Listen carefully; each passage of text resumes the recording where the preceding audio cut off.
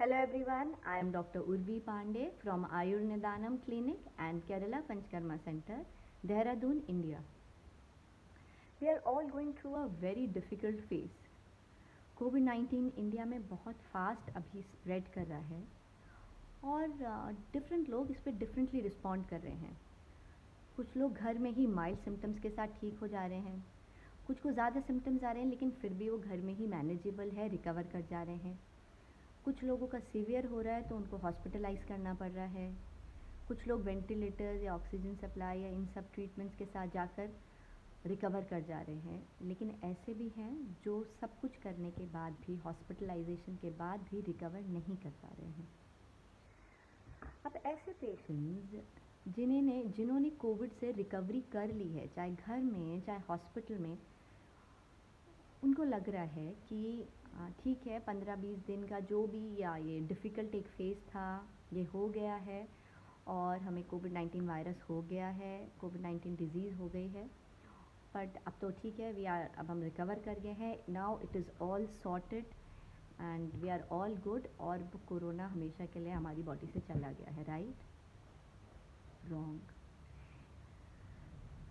देखिए, this is a viral disease, right? वो virus आपकी बॉडी में जाता है, आपके बॉडी के सेल्स उसको एंटीजन की तरह लेते हैं और आपकी बॉडी की आर्मी एंटीबॉडीज़ बनाती है उससे फाइट करने के लिए। So if everything is good, everything goes well, if your body is strong enough, तो आपका जो वो एंटीबॉडी सिस्टम है प्रॉपरली वर्क करता है और उस वायरस को कम्प्लीटली कंटेन करता है, तो आप उस वायरस से कम्प्लीटली फ्री हो सकते हैं। लेकिन ऐसा हर किसी के केस में ज़रूरी नहीं है। कुछ पेशेंट्स के केस में ये वायरस बॉडी में रह जाता है रिकवरी फ़ेज़, जो 15-20 दिन का हम लोग रिकवरी फ़ेज़ जितना अभी हमें पता है उसके बाद भी। देखिए क्या हुआ, जैसे जिन पेशेंट्स को पहले कोविड-19 हुआ था, वो लोग फिर उन लोगों को कुछ नए सिम्टम्स आने लगे। उसके लिए उन्होंने फिर अपने डॉक्टर्स को कंसल्ट किया। तो ये एकदम की बात नहीं है, मतलब 3 महीने बाद, 6 महीने बाद या उससे ज़्यादा बाद भी उन लोगों को कुछ वियर्ड सिम्टम्स अपने बॉडी में लगने लगे। ऐसे सिम्टम्स जो कोविड होने से पहले उनकी बॉडी में नहीं थे। तो फिर वो लोग डॉक्टर्स के पास गए। फिर इन सब पे रिसर्च हुई और पता चला कि the virus does not, it is not necessary कि हर किसी में वो वायरस कम्प्लीटली फिनिश हो जा रहा है या इरेडिकेट हो जा रहा है। कुछ पेशेंट्स में वो रह जा रहा है और उसकी वजह से उनको सिम्टम्स हो रहे हैं which are now called the post Covid syndrome या पोस्ट कोविड सिम्टम्स या long haulers. See, this is a new pandemic, right? Hardly 2 साल, और 2 साल किसी पैंडेमिक को कम्प्लीटली समझने के लिए साइंटिस्ट के लिए या डॉक्टर्स के लिए, जो रिसर्चर्स हैं उनके लिए इनफ नहीं है। Everybody needs more time. It is a on going process. Research अभी चल रही है और अभी ये सालों साल चलती भी रहेगी and we are coming up with more findings, different and new findings, और उसी की वजह से हमें ये कुछ बातें पता चली हैं। तो क्या सिम्टम्स हैं? लेट्स टॉक कि ऐसे आपको क्या सिम्टम्स आ रहे हैं, पोस्ट कोविड सिम्टम्स हैं क्या? देखिए, जो सबसे कॉमन सिम्टम पेशेंट्स बता रहे हैं पोस्ट कोविड सिम्टम्स, और ये ऐसा नहीं कि 20-25 दिन बाद, 30 दिन बाद, 3-3 महीने, 6-6 महीने बाद भी बता रहे हैं। So the commonest symptom is fatigue. Fatigue का मतलब है एक अजीब सी थकान। तो ऐसे पेशेंट्स जो पहले, जब उनको कोविड नहीं हुआ था, तो जब वो अपने नॉर्मल हाउस होल्ड कोर्स कर पा रहे थे या अपने जो भी उनकी फ़िज़िकल एक्टिविटी है या कोई स्पोर्ट्स एक्टिविटी है वो बिल्कुल नॉर्मली कर पा रहे थे, लेकिन अब उनको लगने लगा कि हम लोग बहुत जल्दी थक जाते हैं, या हम बहुत वेट नहीं उठा पा रहे हैं, या हम उतनी जॉगिंग रनिंग नहीं कर पा रहे हैं, some different kind of symptoms, जिनसे उनको लगा कि उनकी क्वालिटी ऑफ लाइफ डिस्टर्ब हो रही है, टायर्ड रहने लगे, हमेशा नींद जैसा, कभी भी उनको नींद आ जाती है, थकान रहते हैं। So that is fatigue. तो ये एक कॉमन सिम्टम है जो बहुत पेशेंट्स ने बताया। दूसरा सिम्टम जो पेशेंट्स ने कॉमनली बताया आपके कार्डियोवैस्कुलर सिस्टम से रिलेटेड, दैट वाज कि उनको चेस्ट में पेन रहने लगा, उनको पैल्पिटेशंस होने लगे, उनको टैकीकार्डिया होने लगा। फिर कुछ सिम्टम्स नर्वस सिस्टम से रिलेटेड पेशेंट्स ने बताए, जैसे कि एक बहुत कॉमन सिम्टम जो पेशेंट्स ने बताया, that was a state of weird confusion, एक फॉगीनेस ब्रेन में। तो फॉर एग्जांपल आप कहीं हैं, आपको लग रहा है आप कहीं बैठे हैं, कुछ सुन भी रहे हैं, but for some time you suddenly blank, and then you suddenly realise कि अच्छा क्या हुआ, अभी क्या है, एक अजीब सी कन्फ्यूज्ड स्टेट। उसके अलावा बहुत सारे पेशेंट्स ने बताया कि उनको लॉस ऑफ टेस्ट और स्मेल जो इनिशियली भी आता है वो भी लॉन्ग टर्म तक रहा। तो कुछ चीज़ों का उनको टेस्ट आ गया, लेकिन कुछ चीज़ों का टेस्ट उनको बहुत महीनों तक भी नहीं आया। ऐसे ही स्मेल का था। कुछ पेशेंट्स को डिप्रेशन होने लगा, आइज़ रिलेटेड सिम्टम्स आने लगे, कुछ पेशेंट्स की आइज़ में वाटरिंग होने लगा, आइज़ हैवीनेस रहने लगी। कुछ लोगों को फुल बॉडी सिम्टम्स, मायालजिया, कंप्लीट सारे बॉडी में पेन, जॉइंट पेन्स और ये सब होने लगा। कुछ लोगों को स्टमक रिलेटेड इश्यूज़ आने लगे कि जब तक उनको कोविड नहीं हुआ था तो वो सब कुछ डाइजेस्ट कर पा रहे थे, बट पोस्ट कोविड बहुत महीनों बाद भी उनको डायरिया होने लगे। जो फूड वो पहले खा पा रहे थे अब वो खा ही नहीं पा रहे हैं, उनको मोशंस और ये सब हो जा रहे हैं। तो ऐसे अलग अलग सिम्टम्स को देखा गया और इनको बोला गया लॉन्ग हॉलर्स या पोस्ट कोविड सिम्टम्स या पोस्ट कोविड सिंड्रोम। अब ये सब क्यों हो रहा है? देखिए, कोरोना वायरस आपकी बॉडी में जो ये 15-20 डेज़ का ये जो हम अक्यूट आपकी कोविड इन्फेक्शन की स्टेट है, इसमें क्या है, it is in a very active state और you are transmitting it to other people also. But 15-20 दिन बाद इसका वायरल लोड बहुत कम हो जाता है, तो कुछ लोगों में ये वायरस रह जाता है, लेकिन आपका वायरल लोड बहुत कम है, आप दूसरों को इन्फेक्ट नहीं कर सकते, लेकिन वो वायरस आपको डैमेज ज़रूर कर सकता है। रिसर्च में देखा गया, फाइंडिंग्स आई कि कितने पेशेंट्स तो कोविड वायरस से इन्फेक्ट होने के 30 डेज़ बाद भी स्टूल में लाइव वायरस पास कर रहे हैं। फिर और डिटेल्स पता चली कि कुछ पेशेंट्स के नेज़ल स्वैब में 2 महीने तक भी लाइव वायरस है। कुछ पेशेंट्स का 3-3 महीने तक भी जो आप RT-PCR टेस्ट कराते हैं वो पॉजिटिव आया, लेकिन वो एक रेंज में था, वो 40 एंड अबव था, so that was not transmissible, but it was there. उसके अलावा जब इतना कुछ हुआ तो फिर और रिसर्च हुई, टेस्ट कराए, तो MRI स्कैन्स हुए। उन MRI स्कैन्स में डॉक्टर्स ने देखा कि जब उन्होंने कार्डियक इमेजिंग करी तो उस वायरस का बहुत ज़्यादा इफेक्ट था आपके हार्ट पे। उन्होंने देखा कि जो आपकी हार्ट की मसल्स हैं उनमें इन्फ्लेमेशन है। उन्होंने पिक्चर्स देखी कि देर हैव बीन इन्फ्लेमेशंस और उसकी वर्किंग कैपेसिटी पुअर हो रही है हार्ट की। ऐसे ही ब्लड वेसल्स पे इस वायरस का बहुत नेगेटिव इफ़ेक्ट है। देखा गया कि जो ब्लड वेसल्स का जो नॉर्मल स्ट्रक्चर होता है, it is a less like structure, लेकिन जब इस इन्फेक्शन के बहुत महीनों बाद भी उन लोगों के डायग्नोसिस हुए, टेस्ट कराए गए, पिक्चर्स लिए गए, तो पता चला कि दोज ब्लड वेसल्स, बहुत सारी जगह की ब्लड वेसल्स डैमेज हुई हैं, वायरस की वजह से श्रिंक हुई हैं, और जो उनकी वर्किंग जैसे पहले थी वैसे नहीं रही है। ऐसे ही लंग्स में देखा गया कि पोस्ट कोविड लंग्स में फाइब्रोसिस हुआ है। तो हमारे लंग्स का कुछ पार्ट हमेशा एक रिज़र्व की तरह काम करता है, तो इस फाइब्रोसिस की वजह से वो रिज़र्व्स डैमेज होने लगे और आपकी जितनी वर्किंग कैपेसिटी आपके लंग्स की जनरली होती है वो कम हो गई। तो आप देख रहे हैं कि ये एक मल्टी ऑर्गन्स आपको अफेक्ट कर रहा है। तो इसीलिए आप देखिए, ब्रेन में उन्होंने पिक्चर्स ली, वहाँ पे भी इन्फ्लेमेशन है, तो हर ऑर्गन में ऐसे ही, क्योंकि मैं आपको स्टमक के भी सिम्टम्स बता रही हूँ, तो वहाँ पे भी अगर वायरस है वहाँ पे भी कुछ सिम्टम्स हैं।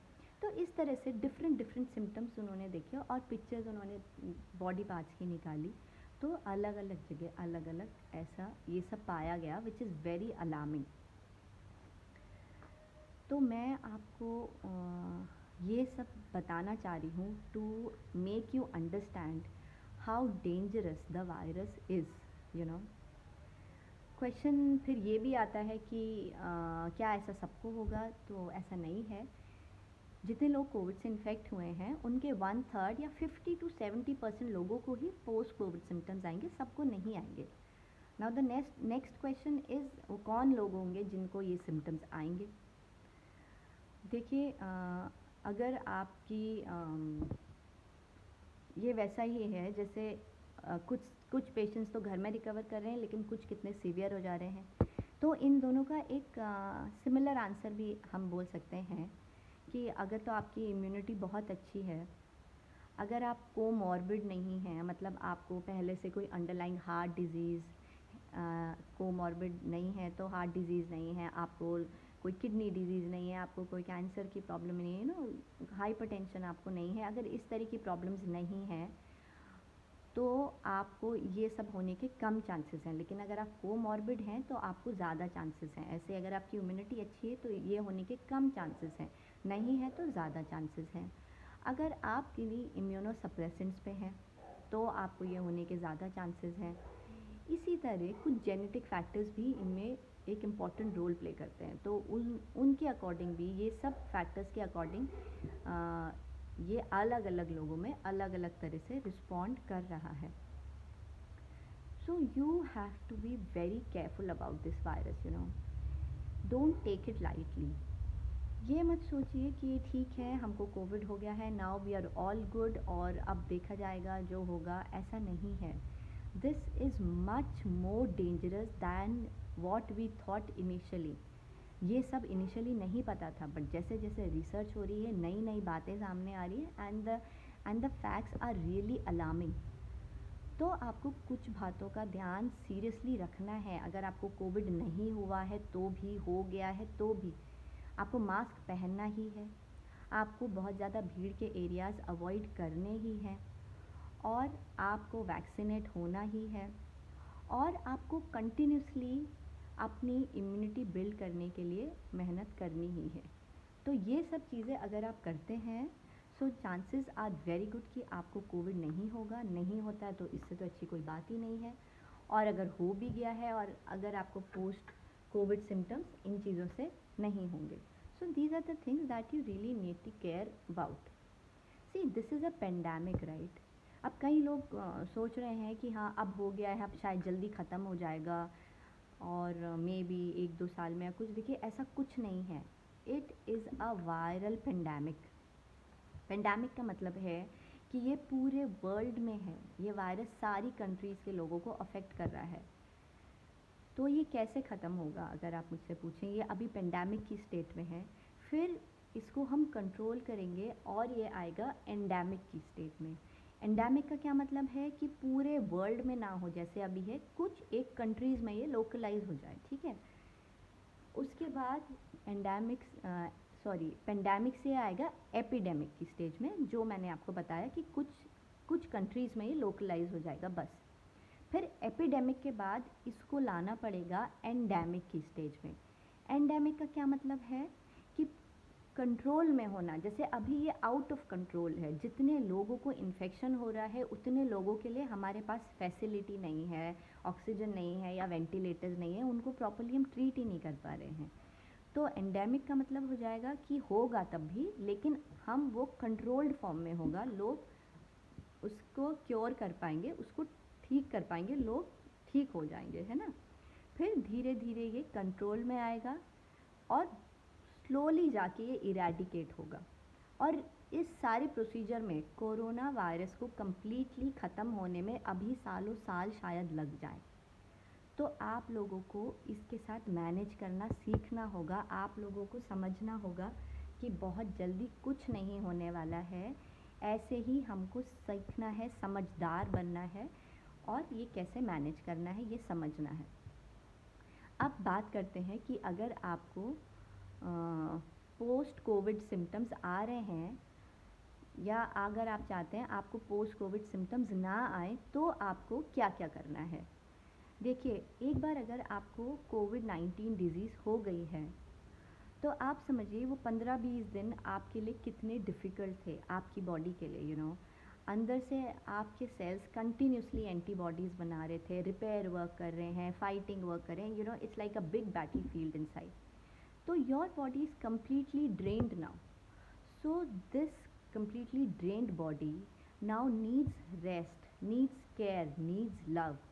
तो अगर आप उसको प्रॉपर केयर देते हैं, प्रॉपर उसका ध्यान रखते हैं अपनी बॉडी का, तो देर आर गुड चांसेस कि आपको पोस्ट कोविड सिम्टम्स नहीं होंगे. But if you don't take care of it, then there are chances कि आपको वो सिम्टम्स होंगे. So what are the things you should do?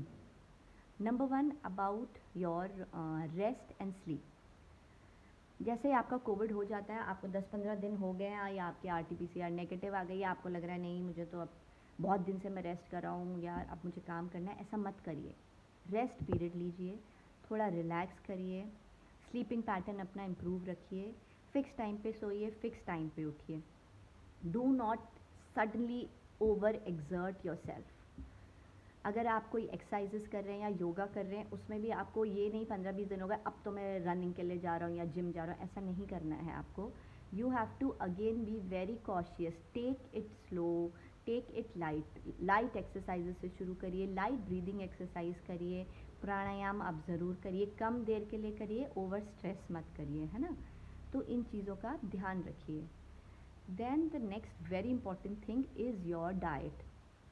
So once you are done with your COVID initial days, आपको अपने body को अब आगे के लिए प्रिपेयर करना है. You have to be very strong because you have to fight the if any of that virus is left inside you.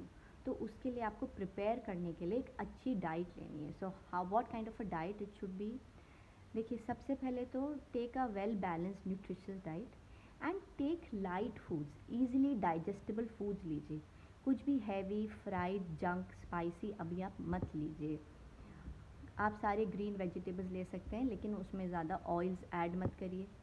आप फ्रूट्स लीजिए, लेकिन फ्रूट्स में आप ध्यान रखिए कि वो सीजनल फ्रूट्स हों, वो लोकली ग्रोन फ्रूट्स हैं, वो फ्रूट्स बहुत देर तक कटे ना हो, वो फ्रूट्स बहुत ज़्यादा खट्टे ना हो, वो फ्रूट्स रेफ्रिजरेटेड ना हो. इन चीज़ों का ध्यान रखिए. फिर आप मिल्क ले सकते हैं. दही आप थोड़े दिन अवॉइड करिए. आप चिकन ले सकते हैं, मटन अवॉइड करिए, और आप दालें सारी लीजिए. देखिए, इसमें आप जितना प्रोटीन रिच डाइट लेंगे उतना अच्छा है. तो आप प्रोटीन्स को आप बैलेंस कर सकते हैं दालों से, सोयाबीन से और नट्स से. नट्स आप रेगुलरली लीजिए. और अगर आप नॉन वेजिटेरियन हैं तो आप चिकन भी ले सकते हैं, एग भी ले सकते हैं. तो इस तरह की एक बैलेंस लाइट डाइट लीजिए. कुछ भी ओवरडू मत करिए. जितना आप डाइजेस्ट कर सकते हैं उतना लीजिए, और हल्का खाना खाइए. बाहर का या फ्राइड और हैवी फूड्स बिल्कुल मत लीजिए. This is very important.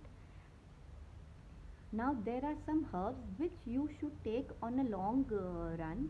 अगर आप कोविड से रिकवर भी कर गए हैं, because there are Ayurvedic herbs which have excellent properties. For example तुलसी को आप लंबे टाइम तक लीजिए, because tulsi is antipyretic, antiviral, antibiotic, और tulsi is also cardio protective, hepato protective. तो हमको ये सब चीज़ें भी करनी है, राइट. तो आप तुलसी का पानी रेगुलरली कुछ दिन तक लेते रहिए, उसमें कोई नुकसान नहीं है. ऑन एंड ऑफ आप तुलसी को जब उबालेंगे तो उसमें हफ्ते में एक बार पिंच ऑफ ब्लैक पेपर भी डाल के ले सकते हैं. ऑन एंड ऑफ आप उसमें पिंच ऑफ हल्दी भी डाल के ले सकते हैं. ऑन एंड ऑफ आप उसमें पिंच ऑफ हनी भी डाल के ले सकते हैं. तो आप इसको कंटिन्यू रखिए. उसके अलावा आप हल्दी को रेगुलरली अपने यूज़ में लाइए. हल्दी को अगेन कुरक्यूमिन उसका एक मोस्ट इम्पॉर्टेंट केमिकल कंपोनेंट है, which is again antiviral, antibiotic, antipyretic, and it has excellent results. तो आप उसको रेगुलरली लीजिए. खाने में तो आप डालेंगे ही, और आप टर्मरिक मिल्क के फॉर्म में भी उसको रेगुलरली ले सकते हैं. हल्दी को आप थोड़ा पानी में भी डाल के ले सकते हैं. तो इस तरह से आप इसका भी यूज़ करिए. गिलोय का आप यूज़ कर सकते हैं. गिलोय अगर आपको फ्रेश मिल जाए, नथिंग लाइक इट, उसका पानी आप रेगुलरली लीजिए. गिलोय और तुलसी को साथ में मिला के भी आप ले सकते हैं. तो इस तरह के कुछ हर्ब्स को आप कुछ टाइम तक रेगुलरली कंटिन्यू करिए. And then there is one more thing in Ayurveda which is called Panchakarma. So Panchkarma is a complete bio purification process. वो केवल आपके टॉक्सिन्स को एलिमिनेट नहीं करता है, वो आपके बॉडी को रिजुविनेट और हीलिंग करने में भी हेल्प करता है। तो if you choose some kind of Panchakarma treatments for your body, वो भी आपके लिए बहुत अच्छा रहेगा, ताकि आप जल्दी रिजुविनेट हो पाएँ, जल्दी डिटॉक्सीफाई हो पाएँ और जल्दी हील कर पाएँ।